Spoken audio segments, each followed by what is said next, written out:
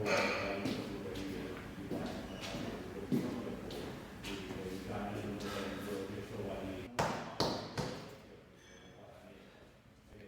va ser aquell dia que vaig dir-me que s'havia acabat, que s'havien acabat els coloms.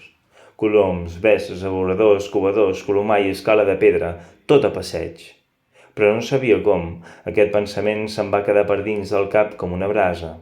I mentre en Quimet esmorzava, amb les cames cargolades en els barrots de davant de la cadira, i tot d'una en va descargolar una i va dir tot fent moure el peu, que potser tenia com una mena de caliu al genoll que li esclafava els ossos. Jo pensava en l'acabament del porro dels coloms, i tot el que en Quimet em deia m'entrava per una orella i em sortia per l'altra, com si, d'orella a orella, se m'hi acabés de fer un forat. Sentia la brasa de dins del cervell, encesa i vermella, besses, abeuradors, menjadores, colomar i cabassos de colomassa, tot a passeig. Escala de paletes, part, bola de sofre, butxeres, ullets vermells i potes vermelles, tot a passeig.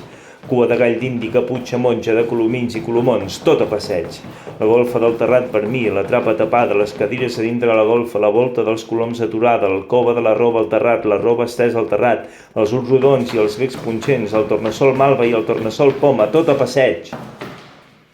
La mare d'en Quimet, sense voler, m'havia donat el remei, i vaig començar a marejar els coloms mentre covaven. Aprofitava que els nens dormien en havent dinat, i aleshores pujava al terrat i turmentava els coloms.